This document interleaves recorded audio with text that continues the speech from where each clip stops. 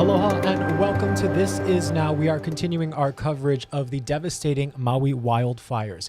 Today marks 1 week since the flames erupted on Maui, erasing the historic town of Lahaina. I want to show you some new video just into our newsroom now of the ongoing search and recovery efforts there on the ground. Cadaver dogs are being used to help rescuers find any victims there in the rubble. The death toll at this time remains at 99 confirmed fatalities, and officials say so far 4 victims have been formally identified. The families will start being notified by MPD today before their names are released. Now, starting today, people can go to Lahaina Gateway and Napili Plaza, where Maui health doctors and clinicians are providing first aid, wound care, health and wellness checks, along with pharmacy services, regardless of your insurance. Now, this is available from 9 a.m. to 4 p.m. every day through Friday. Kaiser Permanente also has a mobile health vehicle at Lahaina Gateway, along with other locations at the Hyatt Regency Lahaina, Lahaina Ballroom, and Napili Market. Meanwhile, here's where the firefights stand at this time. The Lahaina fire is 85% contained. The upcountry fire is now 60% contained, and the Pulehu Kihei fire remains 100% contained. Now, there was another update from FEMA today. Our Allison Blair joins us on that. She was on that call and joins us with what was discussed. Allison. Yeah, we learned a federal disaster mortuary response team as well as a victim identification team have both been deployed to Hawaii. About 75 personnel total, including coroners, pathologists, as well as x-ray and lab technicians, just to name a few. The victim identification team will support the family assistance side at the Maui Community Center. Both teams will be working in conjunction with the Maui Coroner's Office. We're told early this morning a portable morgue arrived in the state. Officials say the unit consists of all the supplies and equipment needed for victim identification and processing remains. We are augmenting and supporting the Maui Coroner's Office, and we'll be supplementing their staff and their facility with our staff and equipment. In terms of the scope of the mission, it's going to be a very, very difficult mission, and patience will be incredibly important because of the number of victims. At this time, it's premature to be able to say what the total number of victims will be. We asked what kind of experience the teams have in dealing with disasters of this magnitude. Recent examples officials gave us include the Haiti earthquakes, along with Hurricanes Irma and Maria, as well as the Oklahoma City tornadoes. Again, the death toll remains at 99. Officials told us they will be closely monitoring this situation and are prepared to bring in more personnel if they are needed. Back to you guys. Allison, thank you so much for that report. We appreciate the update. We want to send things over now to our Mahealani Richardson, who is there on the ground on Maui and has a look at another one of the donation efforts by a local church. We're here at King's Cathedral in Kahului, Maui, and some of the donations that are pouring in are sweet potatoes. This is a more unusual donation, but it shows that there are all kinds of needs, including this very important staple. I must admit, I've never seen so many sweet potatoes, but you know it's going to be going out to the community for those in need. And joining us now is Shannon Morocco. She's one of the lead pastors here. Thank you so much, Shannon. People are pouring in, their love is pouring in here. Tell us what's happening inside. Wow, well, from the moment that this started, we opened our doors as a shelter, as a place to feed people. We're receiving donations, giving to the families that have been horrifically just impacted by these Maui fires. And our church volunteers and people from near and far have been coming in to serve, and the donations are overwhelming. We're just so grateful for the love and the aloha that's been shown. We have known that the donations can be a lot, and now it's about coordination. Yes. Do you need help with that? Because they can pour in, but how do you get it out to the people who really need it? Yes, well, we're doing both. We're organizing on the inside, we're categorizing, we're having people go out, but we're also here for the long haul. You know, our church has been here for 43 years and we're not going anywhere, and we're trying to think of solutions for the immediate and for the future to getting what is needed to the people that have been affected in Lahaina and all around. I mean, it's the entire island. I was born and raised in Kula, so my heart goes out to all those who lost their homes up country as well. And that's our Mahealani Richardson reporting from Kahului. She'll have much more reports coming up on later editions of Hawaii News Now. Meantime, President Joe Biden says he plans to visit Hawaii as the people of Maui recover from the fires. He says the state will have every asset it needs to rebuild, and he's pledging the federal government will be on the ground as long as it takes.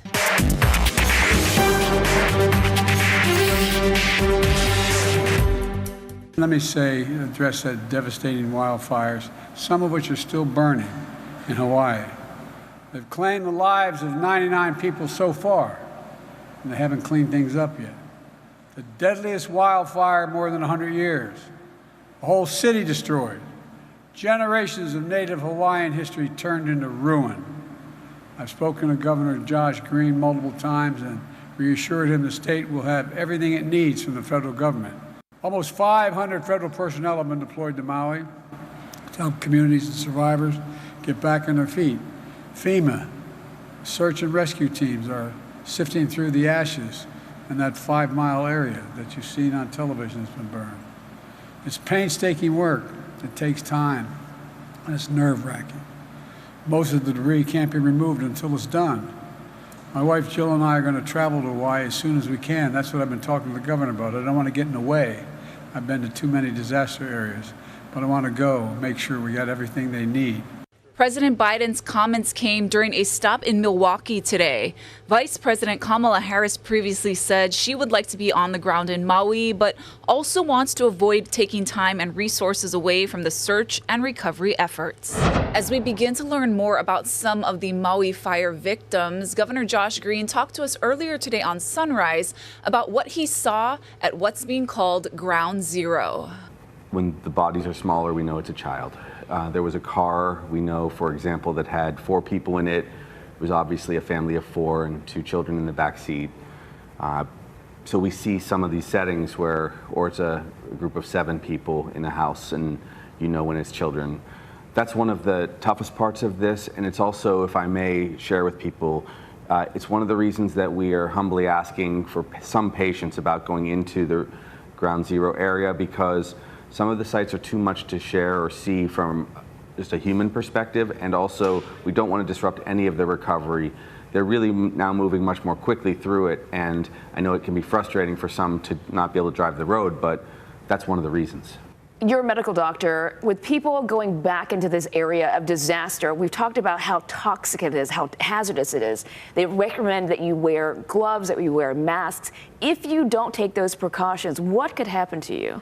You could get long-term lung disease. It's possible. It depends how long you're in there. We saw from 9/11 when the catastrophe occurred that a lot of people ended up with very serious chronic disease because there's asbestos in those old houses, and it's, of course, in the dust right now. If dust blows up and you inhale that, it's bad. I was in there for, 2 different times, and the first time I didn't wear a mask the whole time, and I came out of there a little wheezy. And I don't have any underlying lung conditions. I was doing it because I really wanted to see very carefully and embrace whoever was there as first responders. But I mean, you got to be careful. It's one of the many reasons that we want to get through this phase of things, have the EPA go in, have a lot of our assessment go on before we have people down there a lot. Meanwhile, the governor has asked the Attorney General to impose a moratorium on the sales of properties in the fire-ravaged Lahaina. Now, this comes as several local influencers have taken to social media with reports of outside investors trying to take advantage of grieving families making offers to buy their properties. I will stop predatory purchasing best I can, and I'm also going to warn people right now on your show that if they think that they're going to get a permit from me or the county to build something, they have another thing coming. If they come and steal some local person's land and also want to come and build a $10 million house on the shore, I'm going to make sure that that doesn't happen, because they will have victimized our people. The governor has said Lahaina's future will eventually be decided by the community. He also said he hopes to build a memorial in honor of the lives lost. At a news conference yesterday with state and county leaders, Maui Police Chief John Pelletier explained why the search is taking some time and why the area is off limits. I understand that people want numbers. It's not a numbers game. Right now we're at 99 souls and families, so we're going to continue to do that. it's not just ash on your clothing when you take it off. It's our loved ones. That's the reverence. That's why we can't have you walking down there. And we had to arrest somebody for trespassing. And so if we want to keep doing this and slowing it down, keep doing that. As you heard, police arrested a 40-year-old man from Wai'ehu for trespassing in Lahaina. Police say Honor Letourneau allegedly entered the town at around midnight on Sunday, despite the mayor's emergency proclamation declaring the town off limits. He's also accused of gun and drug charges. He posted bail. Union leaders say firefighters on the front lines of Lahaina are telling harrowing stories of watching their own town burn while they face challenges like running out of water, and they had to flee for their lives. Our Daryl Huff explains more of the troubles they faced. Our resources were pretty much overwhelmed. Union leaders who met with Maui firefighters yesterday described the wind-driven fires bearing down on Lahaina as being like a blowtorch, as water for the 25 to 30 firefighters ran dry. Fighting fire for their lives, getting overran, trying to have a captain that's, they need to get out to a burn center, hydrants aren't working. That's no different than cops being in a gunfight without bullets. With communications breaking down, they're having to make split-second decisions. Water resources run out, they know they're not going to be able to save certain areas. Where can they do the most good? At one point, one of the half-dozen companies was forced to abandon their truck. They couldn't ram cars in front of them because people are in them. Get out, try and get people out and stay away from the fire because the truck could go nowhere because there are cars all around. It's unclear what made the hydrants run out. The governor said today that will be part of the Attorney General's investigation. But on top of that, the emergency communications also failed. At some point, even the 911 system was not operable. So I don't know if fire consumed antennas or what. And of course, many of these firefighters were also defending their own homes. While they're fighting fire and fighting for their own lives and fighting to protect people that they don't know, putting their lives on the line, in the back of their head, they know that their house has been destroyed and they're wondering about their loved ones. The International Union executives were here to support the firefighters, providing immediate cash and long-term emotional support. There have been some horrific conditions that our members have experienced, and they're going to continue to experience with some of the body recovery that they continue to do. To make donations directly to support Hawaii firefighters, the California Fire Foundation has set up a fund, which you can find a link to on our website. Reporting from Makiki, Daryl Huff, Hawaii News Now. Authorities are asking the public to stop dropping off donations at shelters. They say the sites are overloaded and it's interfering with efforts to care for evacuees. Officials are also asking the public to hold off on clothing donations as they say there is enough already received. They are focused on other essentials such as food, water, and device chargers for those still in the shelters, and monetary donations are also being encouraged as well. Starting today, the drop-off site at the War Memorial Complex is being relocated to the former Sears at Queen Ka'ahumanu Center. It'll be open from 8 a.m. to 4 p.m. Monday through Saturday, and a task force is setting up donation storage sites across the state. One is already open on Mua Street in Kahului.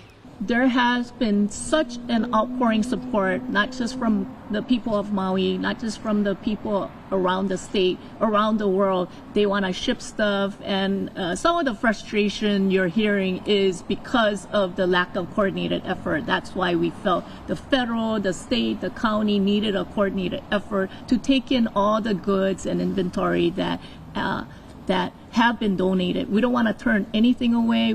And there's a new website, mauinuistrong.info. The county will post all information about donations and volunteering there. Again, it's mauinuistrong.info. For students at UH Maui College, the University of Hawaii announced the start of the fall semester will be delayed a week. Classes for students there will start August 28th. The start date for the other 9 UH system campuses will remain August 21st. UH Maui Chancellor Louis Hokoana said resources and special funding are available for UH Maui students from the hard-hit areas of West Maui and Kula, and asked students from those areas to notify the campus on how they have been impacted. And once again, here's a QR code which will take you to a landing page with all of the latest stories we're publishing related to these devastating Maui wildfires. Simply scan it with your phone's camera and it will take you to our HNN webpage. Let's go ahead and give you a live look out through the eyes of our Camera 21 over downtown Honolulu. It is a nice day here, but we do know of some storms on the horizon. But will they impact our weather in any way? For more on this, let's send it over to Guy Hagi.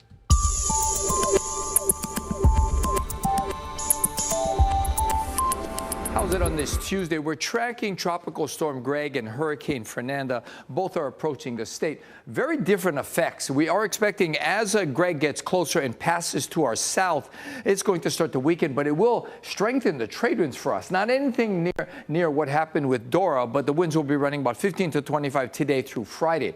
And then Fernanda. We'll be watching the remnants of Fernanda. By the time it crosses into the Central Pacific, it'll be down to a remnant low.